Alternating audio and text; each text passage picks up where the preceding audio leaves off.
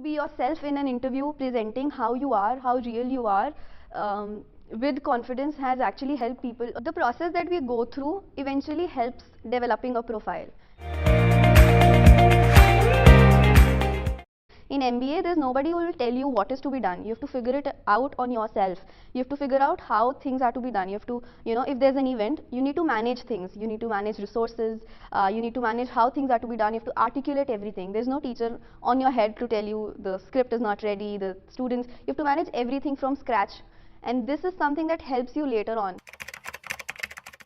After a point, there's something lacking in between, behind. So I really feel that once you have a passion and you mix your passion with the job that you want to do, there's no looking back, there's no stopping. You'll be interested to go to work, you'll invest yourself in the job, and the outcomes will be unbelievable. So yes, I think everyone must follow their passion and must link their passion with the career opportunities that they want to. There's so much to explore, there's so many new fields coming up.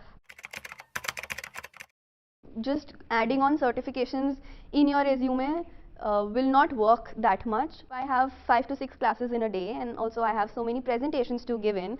I work on projects, so many different projects at the same point of time. So I have prioritized the task. I have also worked with people with different mindsets and then come to a concluding point. I've worked under pressure. I have given deadlines and I've given quality. All those things, even if I've not worked in a corporate environment, but still I have points to give in an interview that I've done all these things which make me equipped for the corporate environment. You are not actually taught only MBA subjects and MBA curriculum, but a very holistic approach towards self-development. The focus is more on an individual, the qualities that they have, how they can be the best version of themselves. So during our introduction, we were introduced to 2 or 3 unique things which I really don't think other B schools have.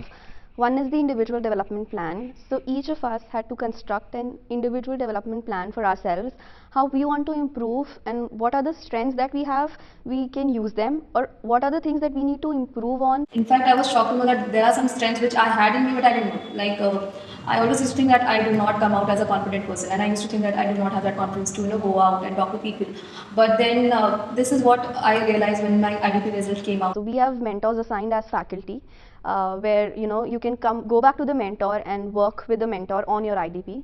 Then there is alumni mentor, where the people who have been with the soil, who are working in the industry currently, guide you and help you. There's also a mentorship program where there are external leaders currently associated with soil, which actually are working in the organization and are at a good level in a position, guide you throughout your process.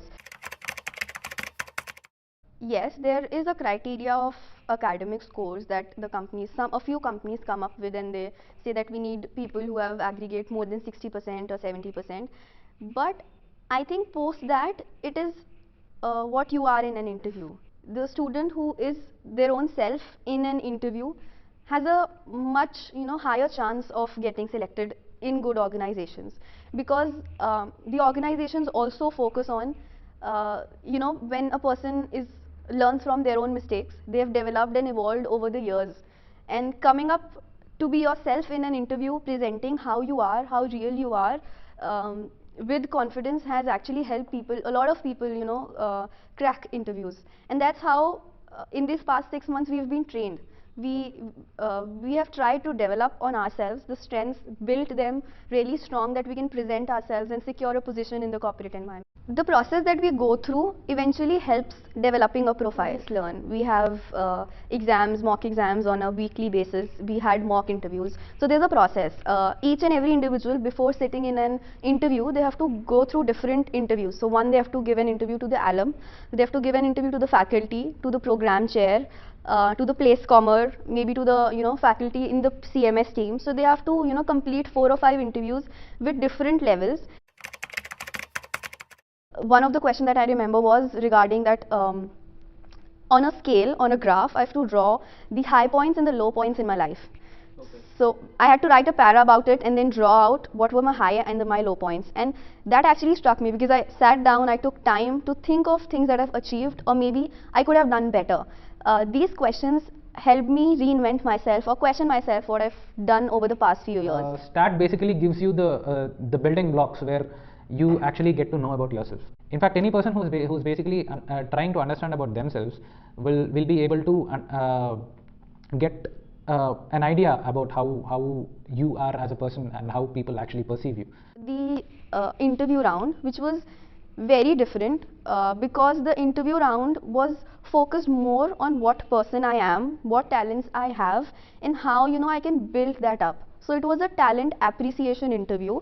It was focused more on what I want to be, what are the things that I've done, how can I improve myself on, and what do I want to achieve. So my interview was a discussion where I could reflect back on myself. What the faculties and the students help around is to polish in your strengths that you have. They don't want you to be a different person, like for example in a corporate environment or in a person that you see, there are some ticks 1, 2, 3, 4. They do not push you to be that person. It's what you are and how you can add value to an organization.